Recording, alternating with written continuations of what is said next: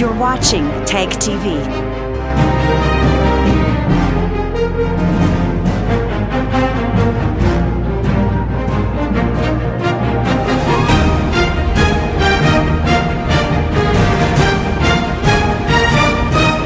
You're watching TAG TV.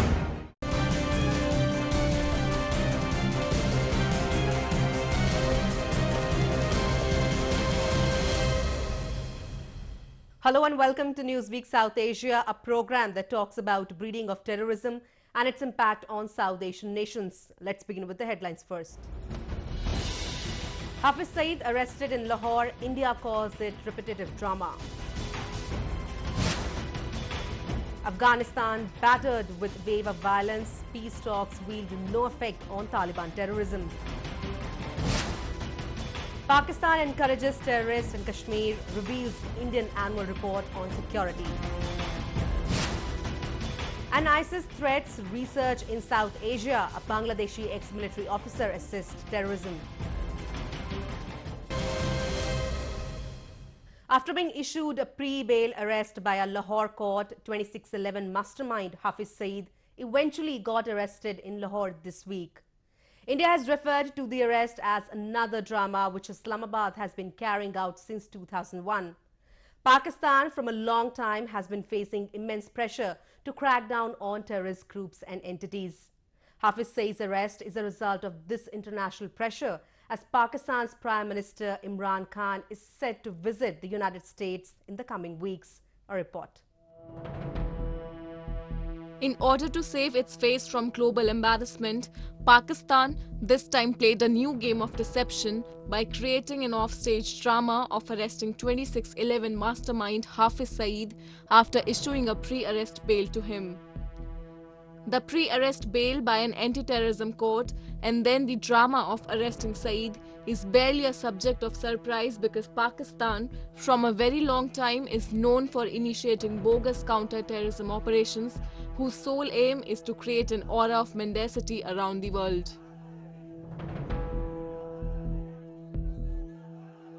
This has been going on for a long time. You see, arrest, release, and I think after every major terrorist incident which he perpetrates in India, I think he has been arrested and he has been then released on some grounds or the other.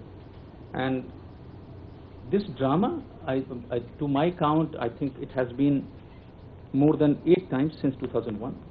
We have seen this drill. The question is whether this time this will be more than a cosmetic exercise, whether Hafiz Saeed will be tried and sentenced for his terrorist activities. Lashkar Chief's arrest has come just few days ahead of Imran Khan's visit to the United States. The move can be seen as an appeasement stunt by Pakistan to appease the US administration as the country is facing grave financial crisis and PM Imran Khan is trying all possible ways to seek monetary assistance from global financial institutions and affluent countries. This is actually a pattern of going inside the prison and coming out and a repeat performance. So I feel that this time also it is no different because Pakistan is under tremendous pressure from the international community, tremendous pressure from US and also from pressure from India. It has to show to the global community that it is taking certain more actions, and you know the financial Action Task Force, they are breathing on Pakistan's neck. They are already in grey zone and they could be blacklisted.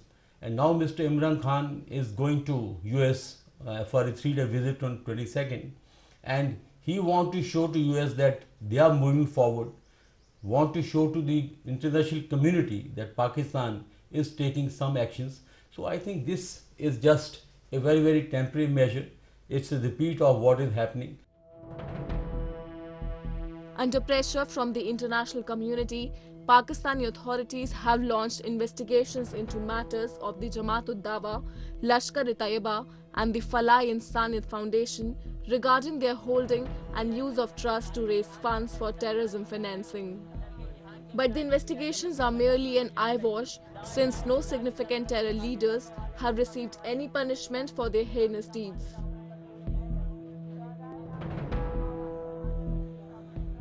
This is all something known as protective custody, because they are valuable assets and Pakistan likes to keep these assets in a protective custody.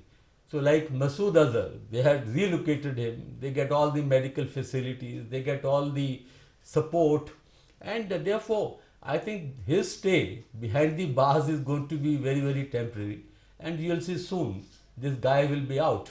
Like they will not be able to frame any serious charges, and once again he will be back into the old game. So I think this whole process or this whole activity is very, very short-lived and very temporary in nature.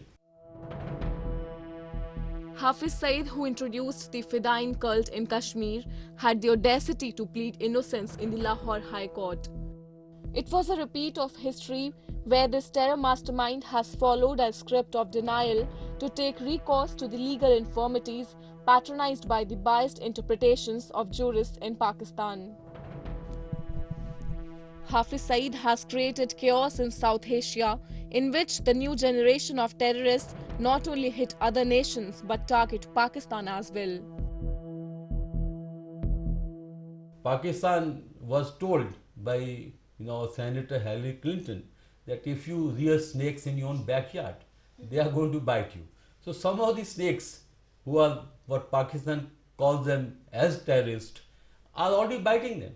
In Balochistan, the same thing happening in Tariq-e-Taliban, Pakistan. So therefore, you cannot have two shades of terrorists, and that's what Pakistan needs to understand, that they can't have friendly terrorists and the terrorists who are injurious to their interest. They have to eliminate terrorism as a whole.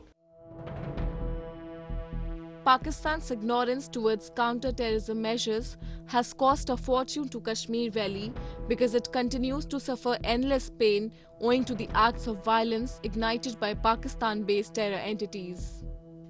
Terrorists like Hafiz Saeed have changed the definition of terror, wherein he uses the name of charity Jamaat-ud-Dawa to hide his crimes against humanity.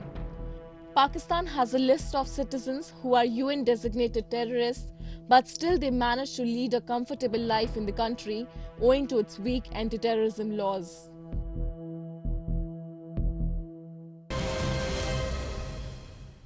Afghanistan has been caught under a wave of violence unleashed by Taliban insurgents, while US and Afghan government put all-out efforts to broker peace with Taliban.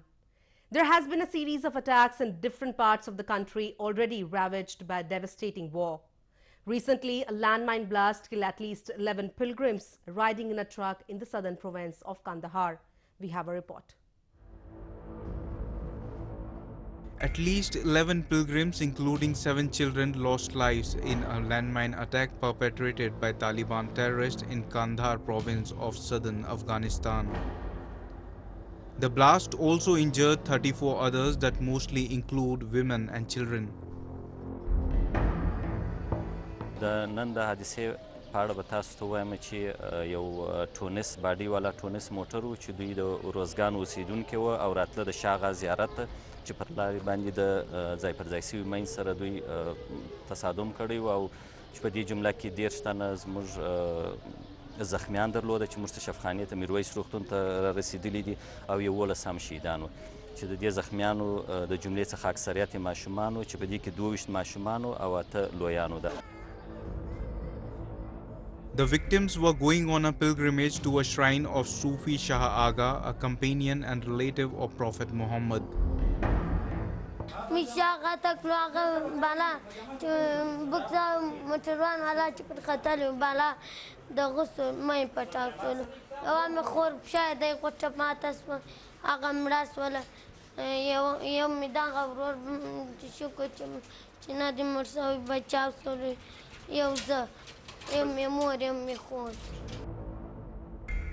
A day before this fateful incident, in another landmine blast, 2 children lost lives in Balkh province in the northern Afghanistan.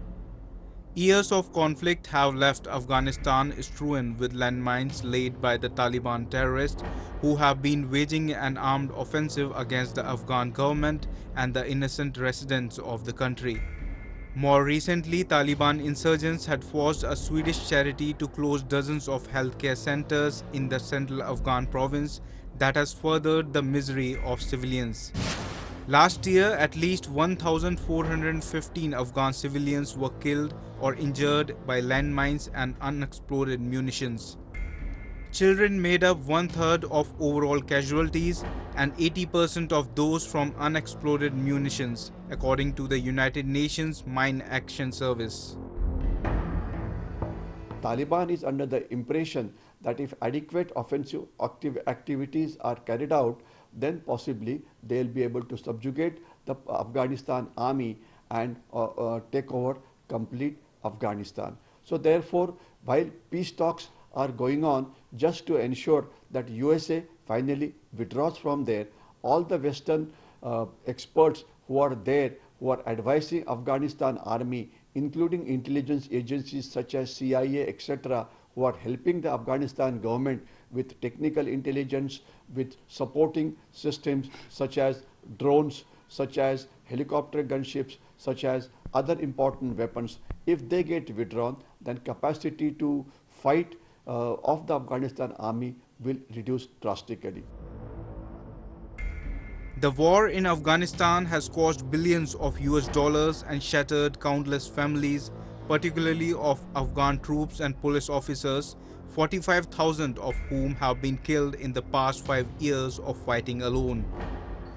The fate of more than 35 million Afghans, including 3 lakh members of Afghan security forces, is on a negotiating table in Doha, Qatar, where the Afghan government and the United States are still trying to reach an agreement with Taliban on withdrawing Western troops and bringing peace in the war-torn country.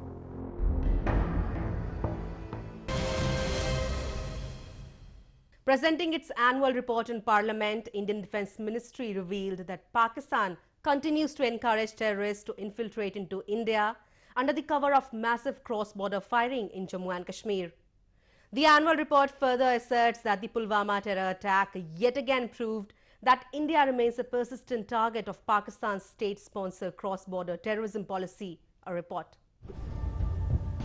Pakistan's hostilities in the form of continued ceasefire violations to facilitate terrorists enter into Jammu and Kashmir has remained intact even after the deadly Pulwama attack and Balakot's preemptive airstrike by India. Making this observation in its annual report for 2018 and 2019, the Indian Defence Ministry said India's position on Pakistan has not changed and it demands that Pakistan should take credible and irreversible steps to stop supporting terrorists and terror groups operating from territories under its control. Moreover, Pakistan should dismantle the infrastructure operated by terrorist outfits to launch attacks against India. FSA's director Junaid Qureshi also compliments India's stand on Pakistan and suggests that Islamabad plays a very crucial role in funding and building the infrastructure of terrorism that has emerged from the land itself. अब दुनिया आहिस्ता आहिस्ता ये समझ रही है कि नहीं जी, ये सारी जो रिलीजियस तंजीमें हैं, ये मजहबी तंजीमें हैं, ये जो टेररिज्म फैला रही हैं, इनको पाकिस्तान की स्टेट एजेंसियों का, पाकिस्तान की मिलिट्री का, पाकिस्तान की अफवाज का, फ़ौज का इनको सपोर्ट है। फिर इसमें नॉन स्टेट एक्टर्स भी बेशक इन्वॉल्व होंगे, बट आप ये चीज़ें चल नहीं सकती। कहीं ना कहीं से आपको हथियार लाने हैं, ट्रेनिंग लानी है, इंडोक्ट्रिनेशन करवानी है, आपको गोली मतलब AK-47 लेके उसमें गोली भी तो डालनी है ना, गोली के पैसे लगते हैं, कहाँ से लाओगे आप और मैं? अब कहाँ से AK-40? हमें कोई इंफ्रास्ट्रक्चर तो होना चाहिए, और ये इंफ्रास्ट्रक्चर सारे का सारा पाकिस्तान में। अब हिंदुस्तान ने इसमें एक चीज़ की कि पुलवामा के बाद खासकर देखें मोदी साहब की जो सरकार है वो थोड़ी एक मस्कुलर पॉलिसी उन्होंने अपनाई है जब से वो मतलब पावर में आए हैं। With India acting tough on terrorism, the Inter-Services Intelligence has now resorted to aiding old and small terror groups operating from Pakistan. ISI is trying to re-establish and re-strengthen 8 old terror groups after international pressure on Jaish-e-Mohammed, Lashkar-e-Taiba and Hizbul Mujahideen has increased. These old terror outfits are being trained by the ISI to revive their old strength so that they can once again launch deadly terror attacks in India and especially in Kashmir. Many reports also reveal that ISI is taking desperate measures to continue its terror strategies in Kashmir due to India's tough stance on combating terrorism. It is indoctrinating the vulnerable youth of Kashmir for its agenda of bleeding India with 1,000 cuts. Pakistan ने proxies इस्तेमाल करना शुरू किया। हिंदुस्तान को वो long term जो इनकी old policy थी कि bleeding India by 1000 cuts, Khalistan में भी हुआ, कश्मीर में भी हुआ। कश्मीर के लोगों की जो रिलीजियस सेंटिमेंट्स थी उनको एक्सप्लॉइट किया। हमारे बच्चों को इतना ब्रेन वॉश और इंडोक्ट्रिनेट कर दिया है कि वो अब अपने आप को सुसाइड वेस्ट डाल के मतलब हमला करते हैं। Even as Pakistani establishment signaled it was open to peace talks, the people in the Indian defense establishment have seen such promises only as being hollow. The sharp increase in attempts of infiltration of terrorists from Pakistan and explosive attacks indicate that Pakistan has never been and will never be ready to establish peace and accord. In the contrary, it is continuously focusing on inculcating ideas of terrorism among sensitive youth of Kashmir. After losing territory in Syria, Islamic State seems to be fast regaining its international presence as a major threat to global peace and security. Horrific Easter Sunday attacks perpetrated by them in Sri Lanka made it even clear that jihadist terror group has been able to establish its local channels in South Asian countries. Recently, an investigative news entity revealed close links between an ex-military officer from Bangladesh and Islamic State terrorists who was alleged to have abetted Easter Sunday bombings and several attacks in Bangladesh. We have a report. In last few months, ISS has launched massive attacks in South Asian countries, proclaiming their resurgence as one among the most dreaded jihadist terror outfits in the world. In April this year, Islamic State carried out deadly jihadist-style suicide bombings in Sri Lanka, killing over 250 people that plunged the country into a state of deep shock and terror. After hideous Easter Sunday attacks in Sri Lanka, the terror group did not cease its activities and waged another bomb blast on security forces in Bangladesh in the same month. Since April this year, there have been 2 blasts in Dhaka city causing injury to the members of law enforcing agencies, and each case Islamic State has claimed responsibility. They have ties with the ISS, Al-Qaeda and other groups, and ISS, particularly has now become a mercenary force. In order for its survival, they are serving the Western, different countries' interest in order to get money and weapon. The operability of Islamic State terror outfit in Bangladesh, while the Bangladesh government consistently rules out the presence of the dreaded terror group, points towards a nexus of a few Bangladesh nationals have with the dreaded jihadist group. A report published by a popular investigative weekly, Blitz, has made shocking evidence public that an ex-military officer of Bangladesh, who now resides in UK, is continuing his activities as a fundraiser for Islamic State and other militancy groups. The ex-military officer Muhammad Shahiduddin Khan was reportedly involved in the Easter Sunday terror attacks in Sri Lanka, and there are apprehensions that this man may plot terror attacks in India too, as he has links with Dawood Ibrahim and Pakistani spy agency, the ISI. As per reports, Shahiduddin Khan is a shareholder in Dawood Ibrahim's infamous tea company that runs a transnational narco trade.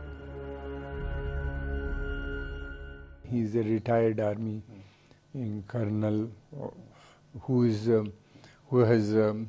was running earlier, an investment company, made a lot of money through his contacts in Pakistan, like with Dawood Ibrahim and other, So these are the people, they are also involved in drug running, gun running, all sorts of activities, raising fund and then funding it to other militant organizations. While ISIS is spreading wings in South Asia and Western world, it is truly worrying that individuals like Shahiduddin Khan are finding Britain as a safe haven for investing dirty money and continuing their terror activities using the foreign soil.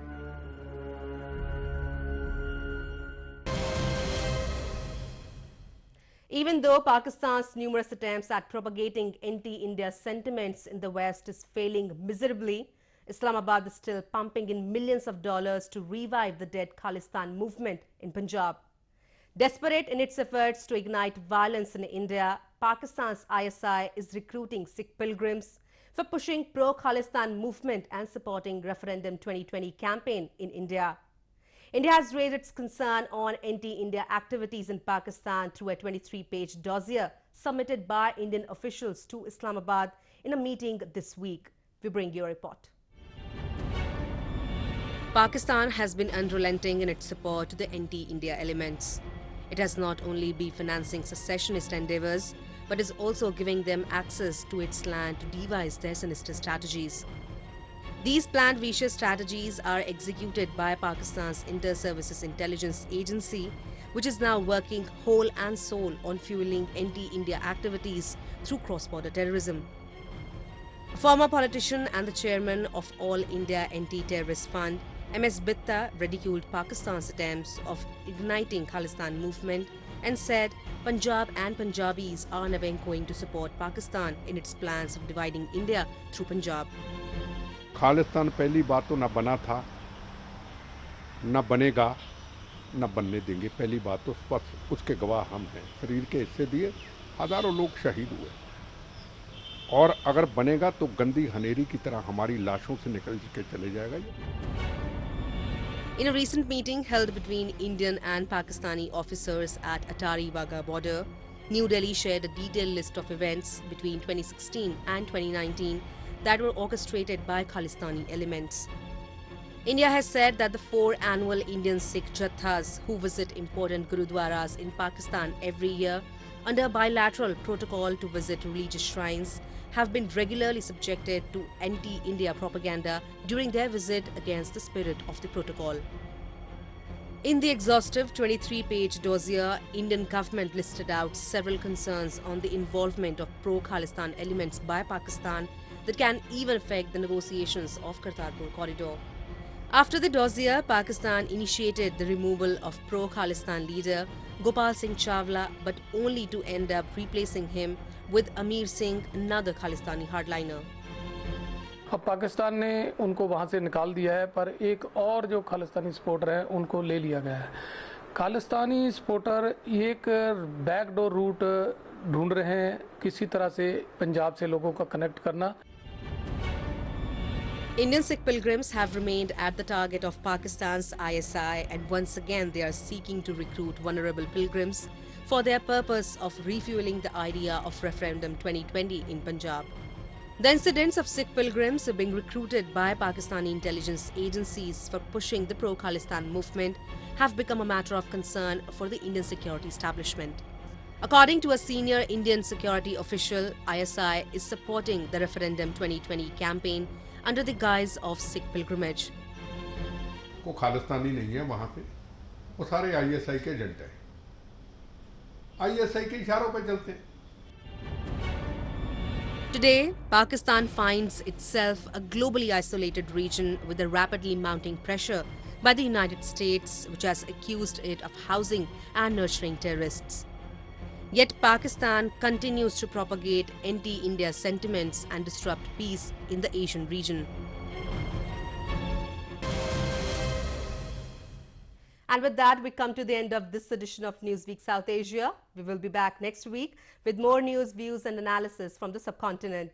Meanwhile, do keep writing to us at nwsa@anin.com. This is Surbhi Sharma signing off on the behalf of entire production team of Newsweek South Asia. Goodbye and take care.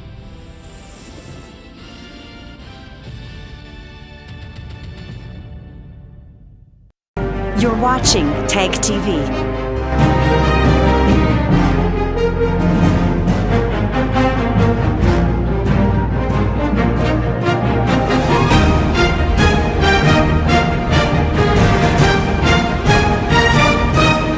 You're watching TAG TV.